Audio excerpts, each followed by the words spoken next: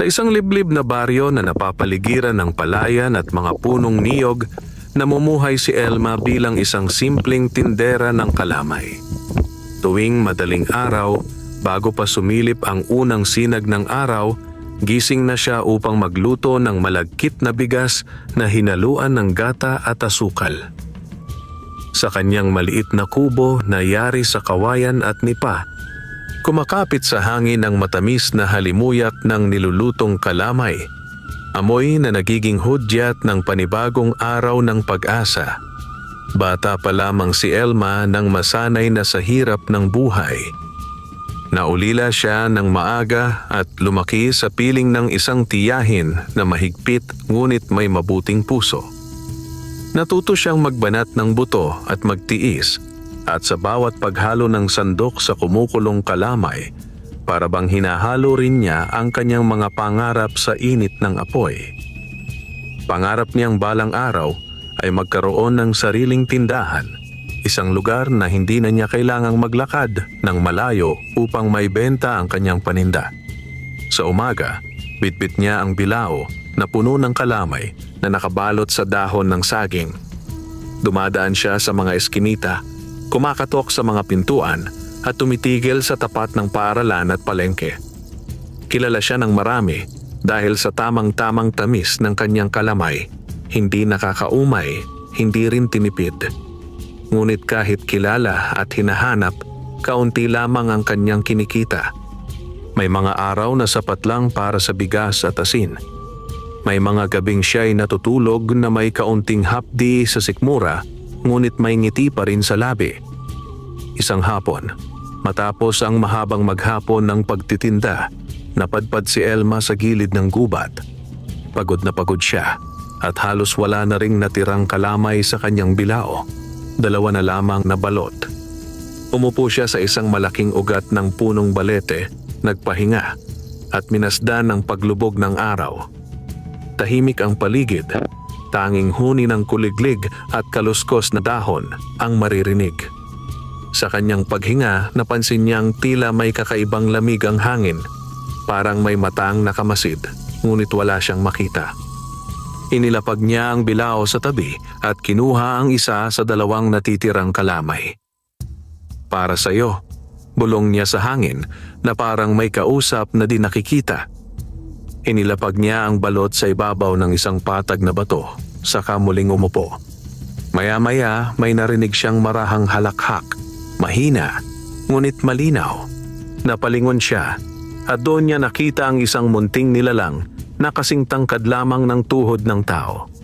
Ang balat nito ay tila kulay lupa, ang buhok ay kulot na parang sinag ng araw, at ang mga mata'y kumikislap na parang bituin sa dilim. May suot itong lumang barong na yari sa hibla ng dahon. Hindi nakasigaw si Elma. Sa halip, napako siya sa pagkakaupo, tila hinaplos ng katahimikan ng kanyang tinig. Ang munting nilalang ay lumapit sa bato. Kinuha ang kalamay at ngumiti ng malapad. "Masarap," sabi nito. May lambing at tuwa sa boses. "Ikaw ang nagluto?" Tumango si Elma, nanunuyo ang lalamunan.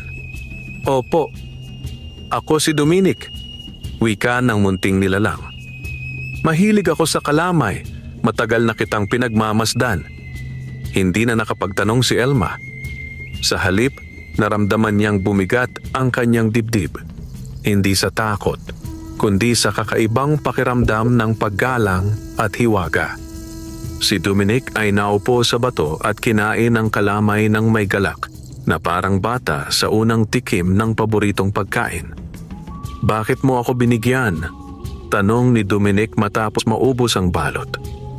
"Dahil pagod po ako," sagot ni Elma ng tapat. "At minsan, mas gumagaan ang pagod kapag may ibinibigay ka, kahit kaunti." Tumawa si Dominic, isang tunog na parang kampanilya sa hangin. "May mabuting puso ka, Elma." Sa sandaling iyon, tila nagliwanag ang paligid. Ang dilim ng dapit hapon ay napalitan ng banayad na sinag, at ang gubat ay tila huminga ng sabay. Tumayo si Dominic at tumingin kay Elma ng may lalim. "May darating na pagbabago," sabi niya, Ngunit tandaan mo, ang yaman ay may kasamang pagsubok.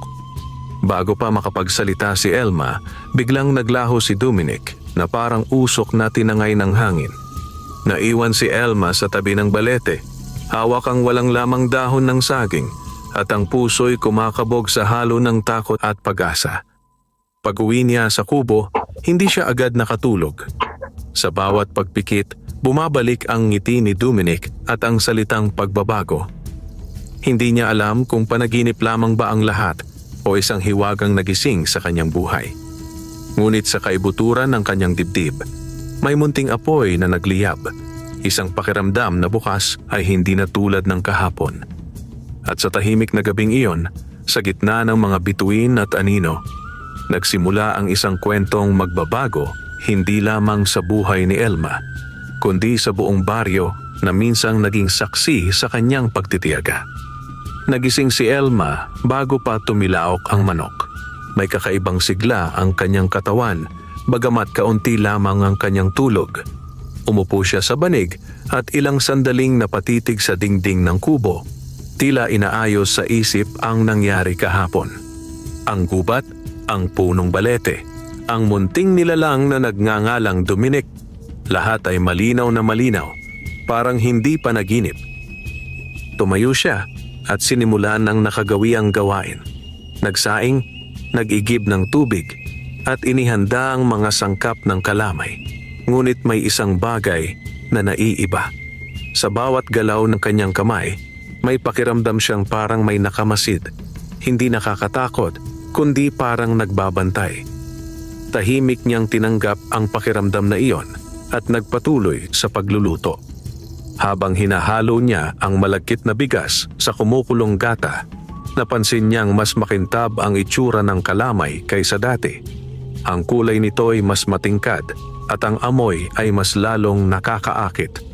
Napakunot ang kanyang noo, ngunit inisip na marahil ay dahil lamang sa sariwa ang gata o mas maingat ang kanyang paghahalo. Nang matapos, inilagay niya ang kalamay sa mga dahon ng saging at inayos sa bilao. Mas marami ito kaysa karaniwan, kahit pareho lang naman ang dami ng sangkap na kanyang ginamit. Hindi na niya pinansin ang pagtataka at lumabas ng kubo upang magtinda. Sa daan patungo sa baryo, sinalubong siya ng mga kapitbahay na may ngiti at pagtataka. May ilan na agad lumapit, humihingi ng kalamay kahit hindi pa siya tuluyang nakapwesto. Sa unang pagkakataon, halos maubos ang kalahati ng kanyang paninda bago pa man siya makarating sa palengke. "Ang sarap ngayon sabi ng isang matandang babae habang ngumunguya. "Parang may kakaiba." Tumango lamang si Elma, hindi alam ang isasagot. Sa loob-loob niya, bumabalik ang alaala ng munting duwende at ang kanyang mga salita. Pagdating sa palengke, lalo pang dumami ang bumibili. Ang mga dating dumaraan lamang ay ngayon humihinto, naaakit ng amoy at itsura ng kalamay. May ilan pang handang magbayad ng mas mataas kaysa karaniwan. Nang matapos ang umaga, wala nang natira sa kanyang bilao. Bitbit ang supot ng barya, umupo si Elma sa gilid na palengke. Binilang niya ang kanyang kinita at hindi makapaniwala sa nakita. Mas malaki ito kaysa sa karaniwan niyang kita sa loob ng isang linggo. Napahawak siya sa dibdib at sa sandaling iyon, naramdaman niyang may malamig na simoy ng hangin na dumaan sa kanyang tabi. Magandang simula, bulong ng isang pamilyar na tinig. Napalingon si Elma, ngunit walang tao. Sa halip, may nakita siyang munting bakas sa lupa, parang yapak ng maliit na paa, na mabilis ding naglaho. Napangiti siya, may halong kaba at pasasalamat. Pag-uwi niya sa kubo, bumili siya ng kaunting isda at gulay, mga bagay na bihira niyang maihain sa sarili. Habang kumakain, naisip niya ang sinabi ni Dominic tungkol sa yaman at pagsubok.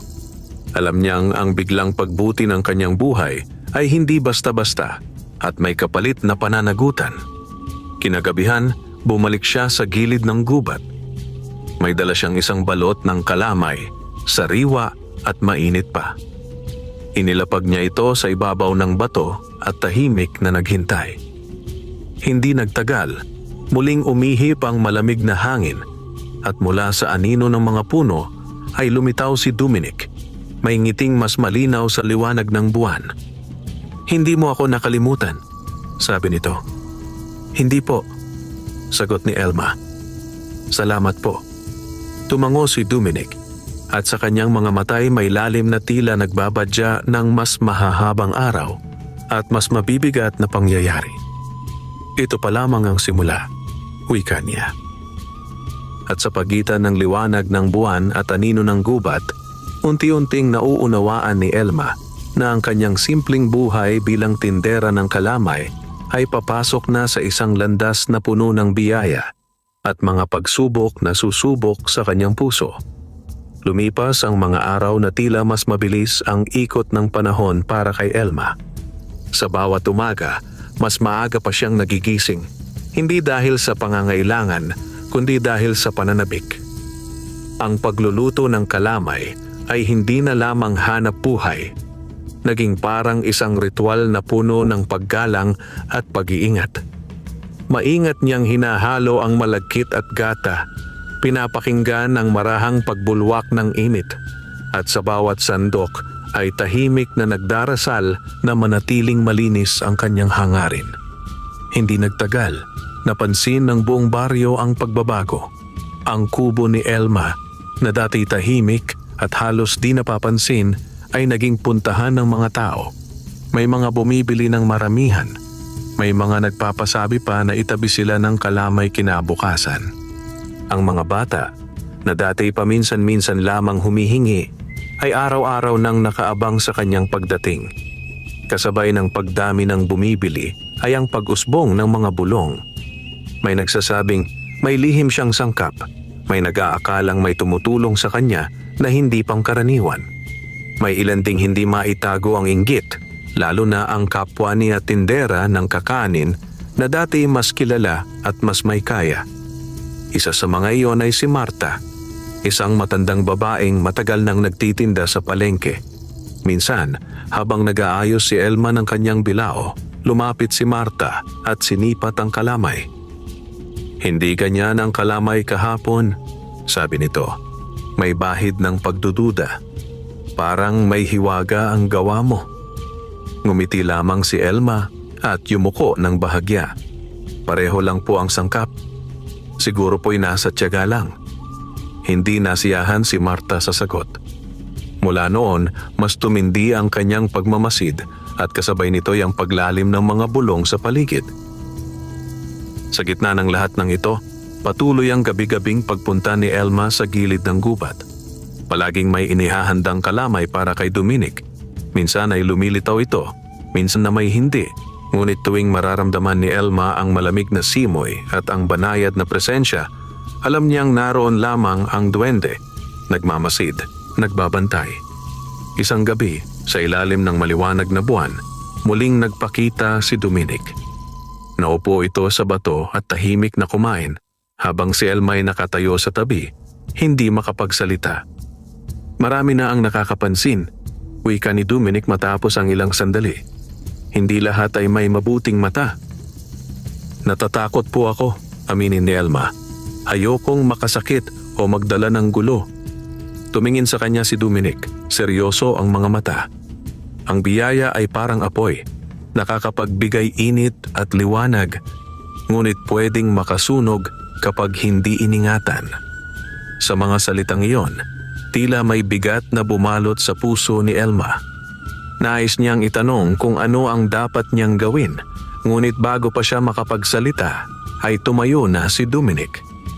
"Darating ang araw," sabi nito, "na susubukin ka, hindi dahil sa kakulangan mo, kundi dahil sa inggit ng iba."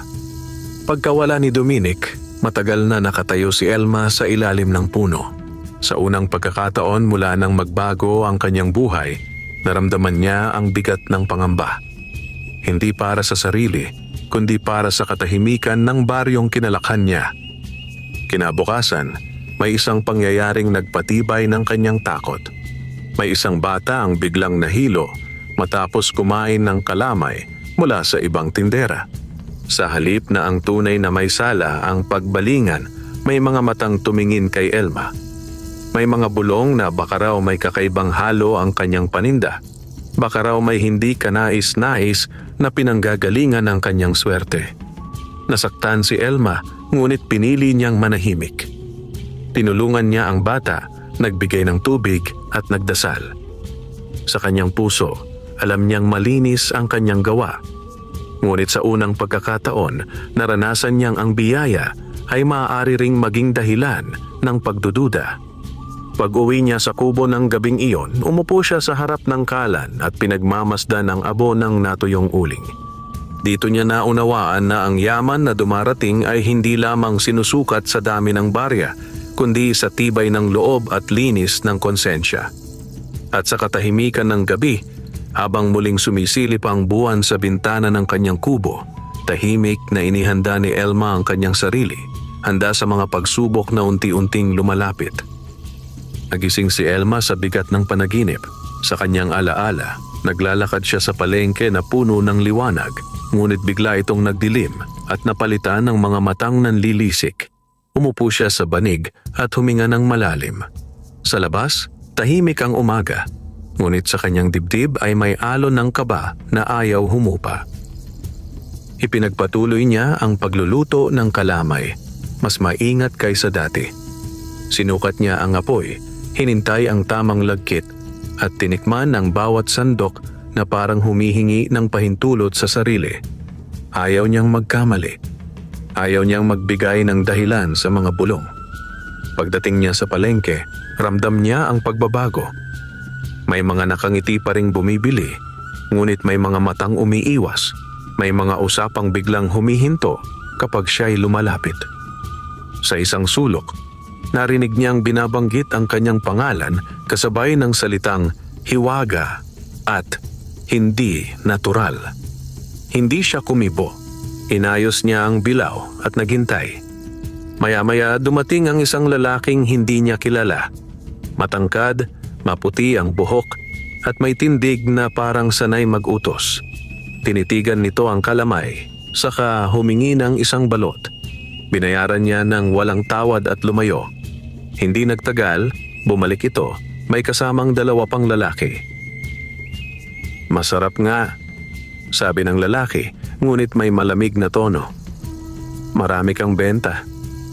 "Opo," sagot ni Elma, magalang. "Hindi ka ba nagtataka kung bakit biglang dumami ang bumibili?" tanong nito. Tumingin si Elma sa kanyang mga kamay. "Siguro po'y nagustuhan lang nila." Napangiti ang lalaki, ngunit ang ngiti walang init. "May mga bagay na hindi basta nagiging ganyan. Mag-ingat ka." Umalis ang mga ito at iniwan si Elma na may bigat sa dibdib. Sa unang pagkakataon, naramdaman niyang may mga taong handang maghanap ng mali kahit wala.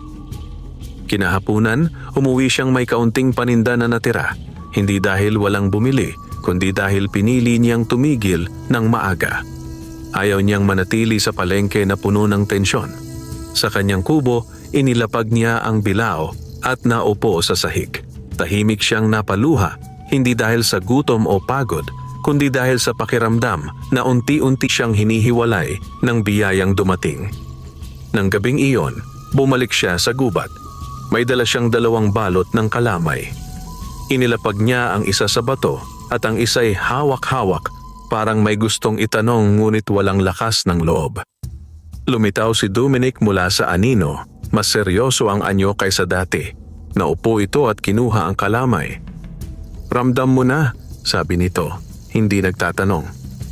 "Opo," sagot ni Elma. "May mga taong naghahanap ng mali. Natatakot po ako."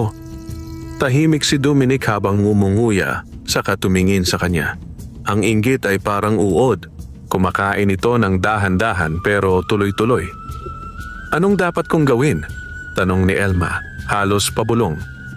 "Huwag mong ipagkait ang kabutihan," sagot ni Dominic. "Ngunit huwag mo ring ipangalanda ka ng biyaya.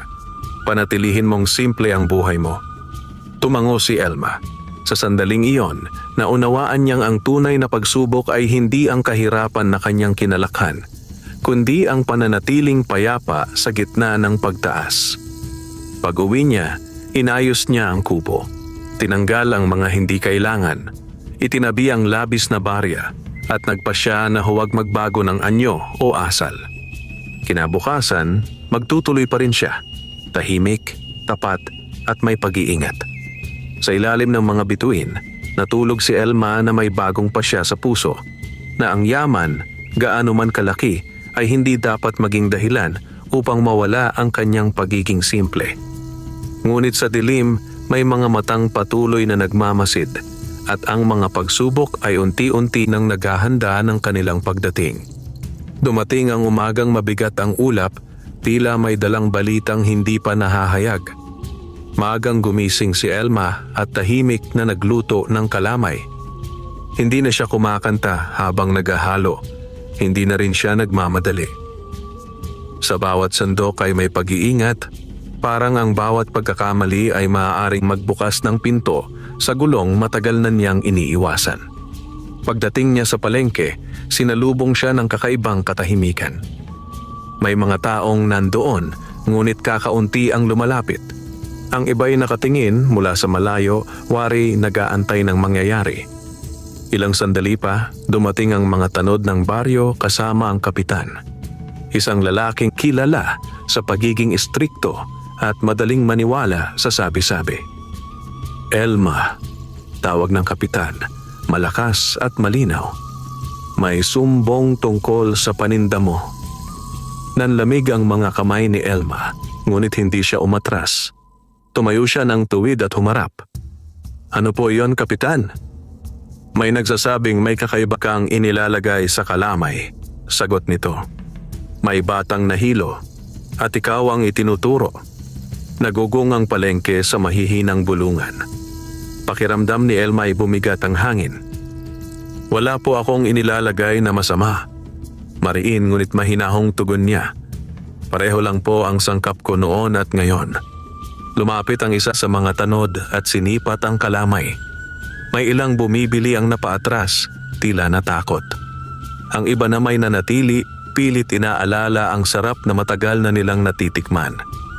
May magpapatunay ba? Tanong ng kapitan. Isang sandali ng katahimikan ang lumipas. Pagkatapos, isang matandang lalaki ang lumapit. Si Mang Isko, suki ni Elma mula pa noon. Ako po, sabi niya. Araw-araw po akong bumibili. Wala pong masama sa kalamay ni Elma. Kung may nahilo, baka sa iba iyon. Sumunod ang isang ina na may hawak na bata. Pinapakain ko po ang anak ko ng kalamay niya. Wika nito. Malusog po siya. Unti-unting may mga tumindig at nagsalita. Hindi lahat, ngunit sapat upang mabasag ang katahimikan. Ang kapitan ay napailing. Hindi pa rin lubos na kumbinsido, ngunit wala ring sapat na ebidensya. Mag-ingat ka, sabi niya kay Elma bago umalis.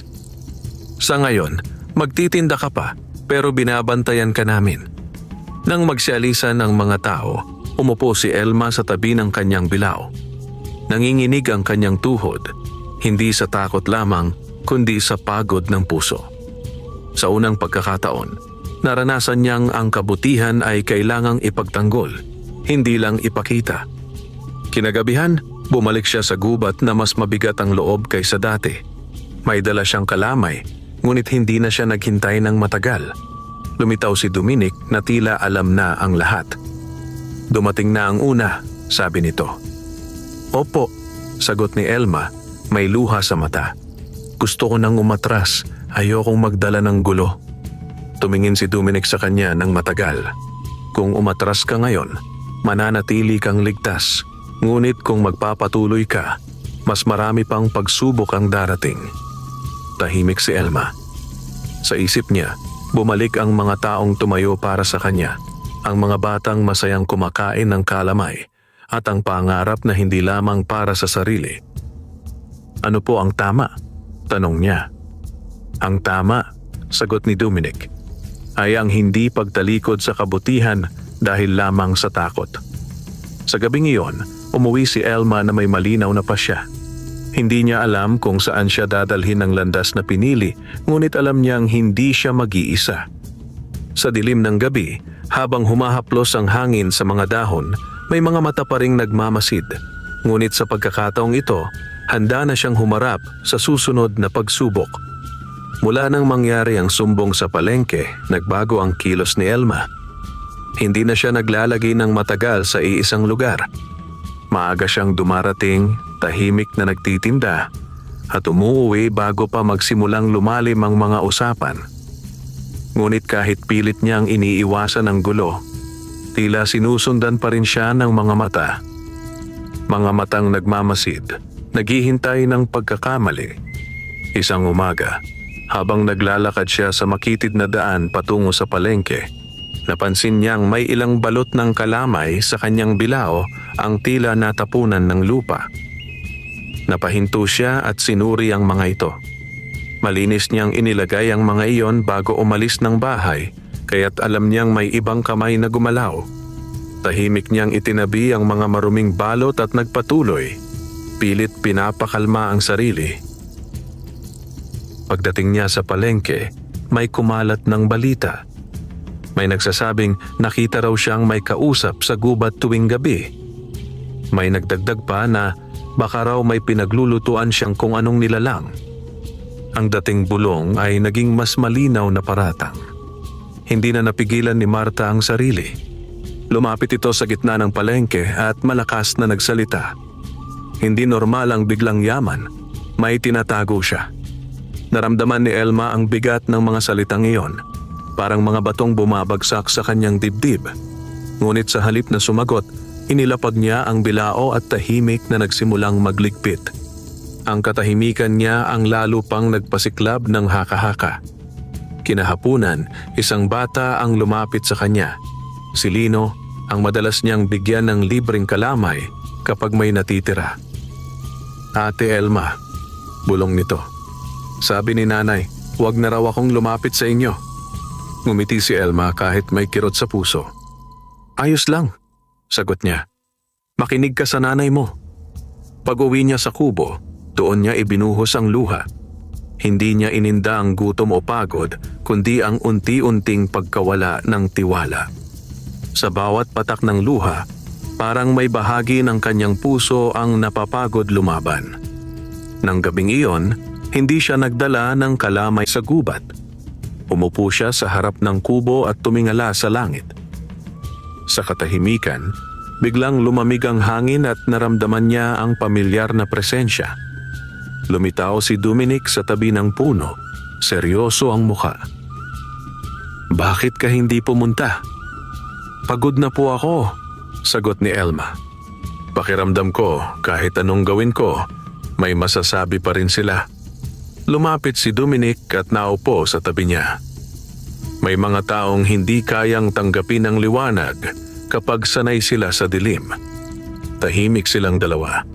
Sa sandaling iyon, may narinig silang yabag mula sa di kalayuan. May mga aninong gumagalaw sa gilid ng bakuran. Naramdaman ni Elma ang kaba. "May balak silang masama," sabi ni Dominic. Mababa ang tinig. May gustong sumubok kung totoo ang mga bulong. Bago pa makapagtanong si Elma, may malakas na kalabog sa likod ng kubo. May isang palayok ang nabasag at may mga yabag na mabilis na lumayo. Kinabukasan, tiyak niyang may bagong kwento na namang iikot sa baryo. Sa gabing iyon, sa gitna ng takot at pagod, doon naunawaan ni Elma na ang pagsubok ay hindi na lamang salita.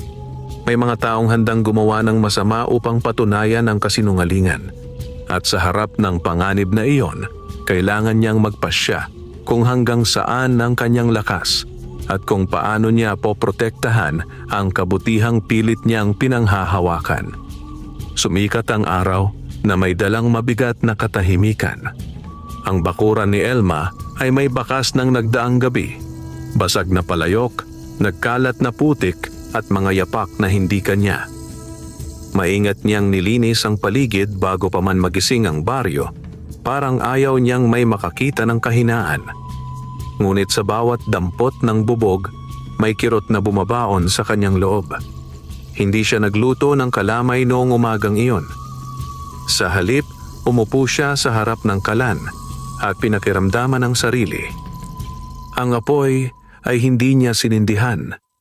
Tila kailangan muna niyang patamnan ng lakas ang dibdib bago pa initin ng apoy. Sa labas, may mga dumaraan. Mga matang sumisilip, mga tinig na nagbubulong.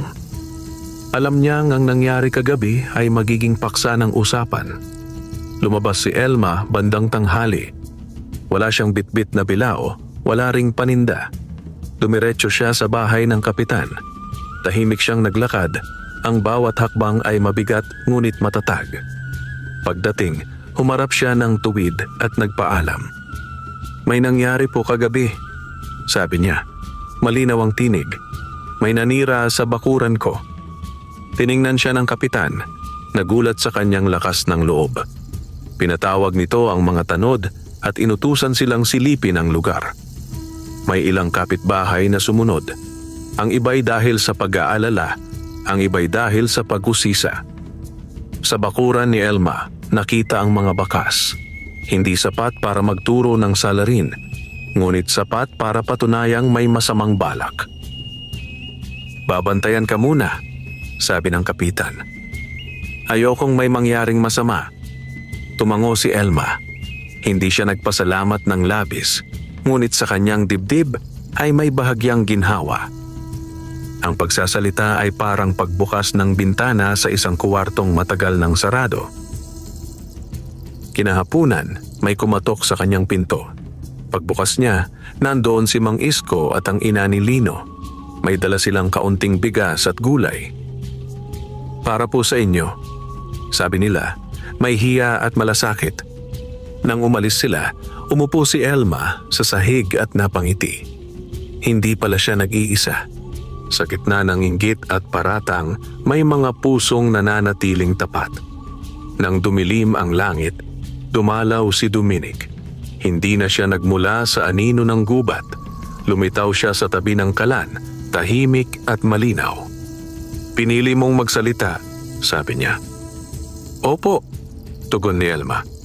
"Ayokong manatiling tahimik kapag may gumagawa ng masama." Tumango si Dominic. Ang katahimikan ay minsang kabutihan, ngunit may mga panahong kailangan ng tinig. Lumapit siya at iniabot ang isang maliit na supot na yari sa dahon. "Hindi ito yaman," sabi niya. "Ito ay paalala." Nang buksan ni Elma ang supot, may lamang butil ng bigas, karaniwan ang itsura, ngunit mainit sa palad. "Sa tuwing magluluto ka," wika ni Dominic, "alalahanin mong ang tunay na lakas ay nasa hangarin, hindi sa hiwaga." Naglaho si Dominic na parang usok. Naiwan si Elma na hawak ang supot, tahimik ngunit buo ang loob. Sa gabing iyon, sinindihan niya ang apoy. Muli siyang nagluto ng kalamay, hindi para magbenta, kundi para magpasalamat. At habang kumakapit sa hangin ang matamis na amoy, unti-unting bumalik ang init sa kanyang dibdib. Alam niyang may paparating pang unos, ngunit sa unang pagkakataon matapos ang mahabang mga araw, naramdaman niyang handa na siyang humarap. May tapang, may linis ng puso, at may pag-asa na hindi kayang basagin ng mga bulong. Muling sumikat ang araw na may kakaibang liwanag. Hindi ito ang karaniwang umagang sinasalubong ni Elma. May katahimikan sa hangin na hindi mabigat, kundi tila naghihintay. Sa unang pagkakataon matapos ang maraming araw, nagising siya na may gaan sa dibdib. Kinuha niya ang maliit na supot na iniwan ni Dominic at dahan-dahang inilapag sa tabi ng kalan. Hindi niya binuksan. Hindi rin niya tinanong ang sarili kung may hiwaga yon. Sapat nang naroon ito bilang paalala. Sinindihan niya ang apoy at nagsimulang magluto ng kalamay. Ang tunog ng kumukulong gata ay parang tibok ng puso, pantay, mahinahon. Habang hinahalo niya ang malagkit, may bumalik na alaala ng kanyang pagkabata. Ang tiyahing nagturo sa kanya kung paano maghintay, kung paano huwag magmadali, at kung paano magtiwala sa proseso. Ngumiti siya sa gunita at ipinagpatuloy ang paghahalo. Nang matapos, inayos niya ang mga balot sa bilao. Hindi niya dinagdagan, hindi rin niya binawasan. Pareho lang ng dati. Simple, sapat. Lumabas siya ng kubo at naglakad patungo sa palengke na walang pag-aatubili. Sa bawat hakbang, ramdam niya ang mga matang sumusunod, ngunit hindi na iyon nakapagdulot ng kaba. Tinanggap niya ang presensya ng iba, mabuti man o masama. Sa palengke, may mga lumapit agad. May mga ngumiti, may mga nagtanong kung nagtitinda pa rin siya. May ilan ding dumaan lang, umiwas ang tingin. Tinanggap ni Elma ang lahat ng walang hinanakit. Ibinigay niya ang kalamay sa mga bumili, nagpasalamat at tahimik na naghintay sa susunod. Isang batang babae ang lumapit. May hawak na barya na kulang sa presyo. Tiningnan siya ni Elma at ngumiti. "Ayos lang," sabi niya, at iniabot ang isang balot. Napangiti ang bata at tumakbo palayo. May ilang nakasaksi. May mga matang nagbago ang tingin.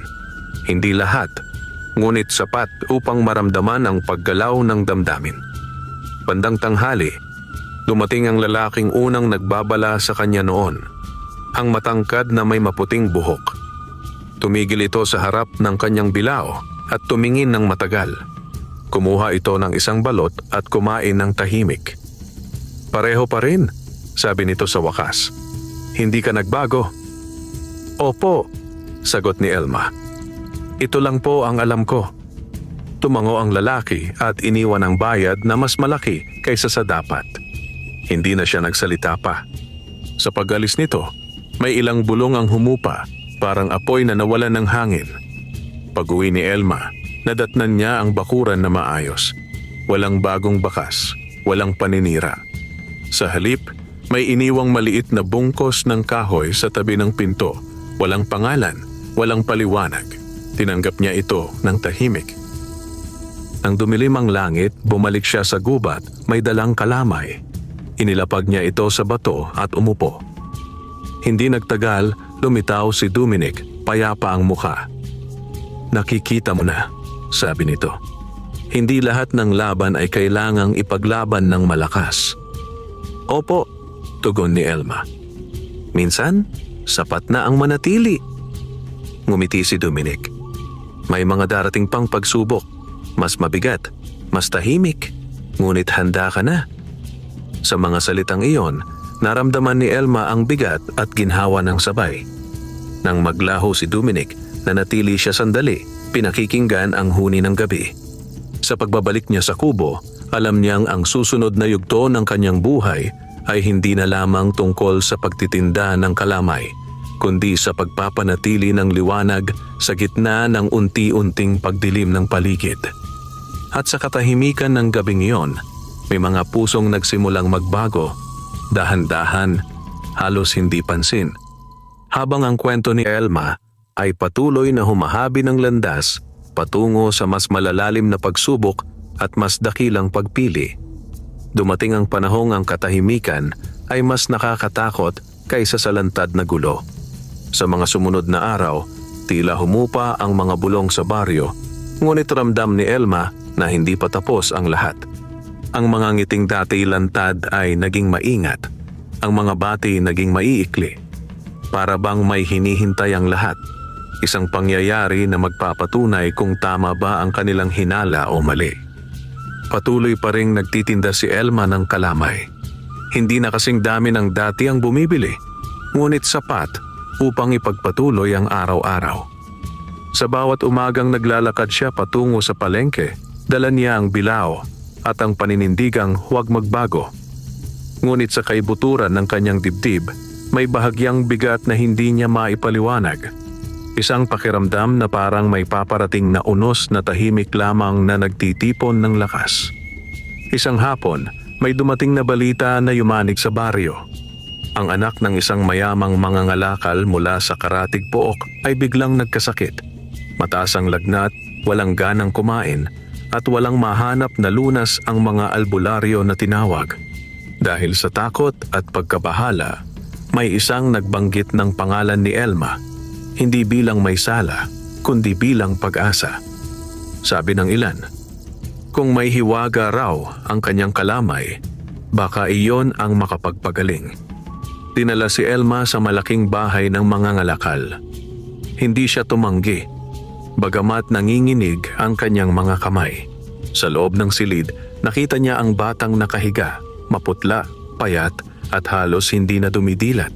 Tahimik ang paligid, puno ng panalangin at pangamba. "Huwag kang magkamali," babala ng mga ngalakal. Ang tinig ay mabigat sa pag-aalala. Kung walang mangyari. Hindi na niya tinapos ang sinabi. Hindi rin ito kailangan. Lumapit si Elma sa bata at hinawakan ang noo nito. Mainit. Sa sandaling iyon, naalala niya ang mga salita ni Dominic. Ang tunay na lakas ay nasa hangarin. Humingi siya ng pahintulot na makapagluto. Sa kusina ng malaking bahay, ginamit niya ang karaniwang sangkap, malagkit, gata, asukal. Walang idinagdag, walang binago.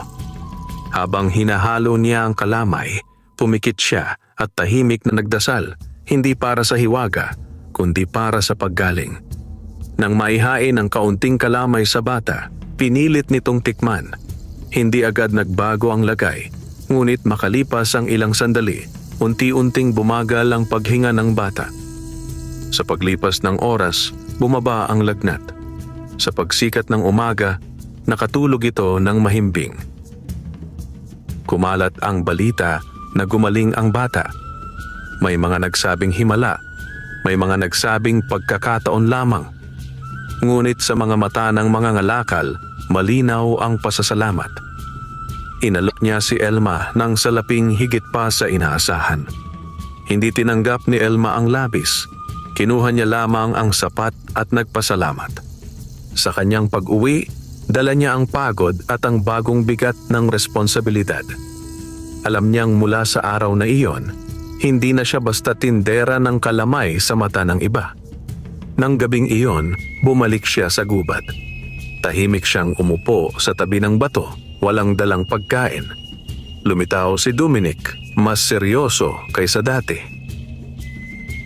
"Mas lalalim ang tingin nila sa'yo," sabi nito. "May mga aasa, may mga magnanais, at may mga hahadlang." Tumango si Elma. Sa kanyang dibdib, hindi na takot ang nangingibabaw, kundi malinaw na pagkaunawa.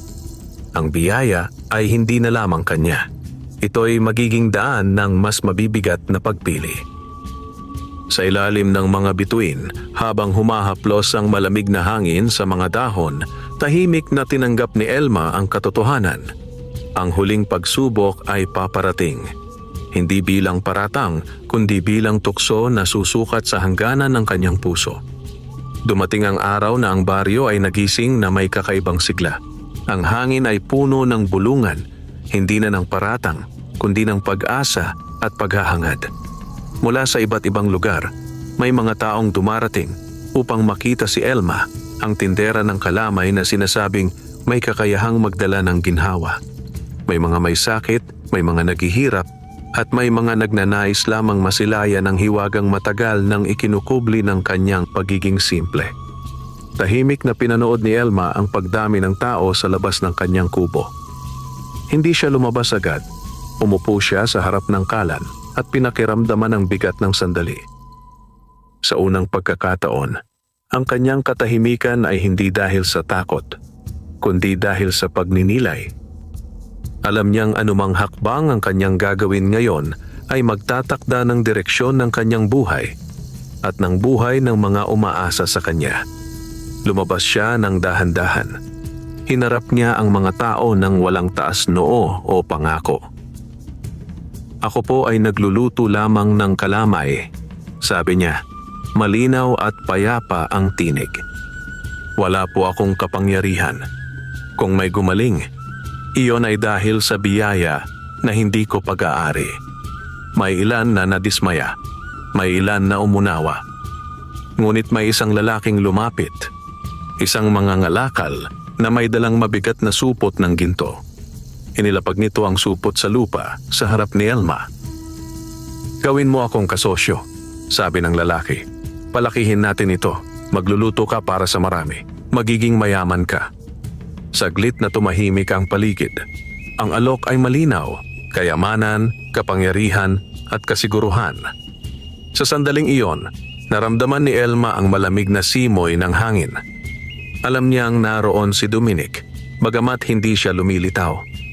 Tiningnan ni Elma ang supot, saka ang mga taong nakapaligid.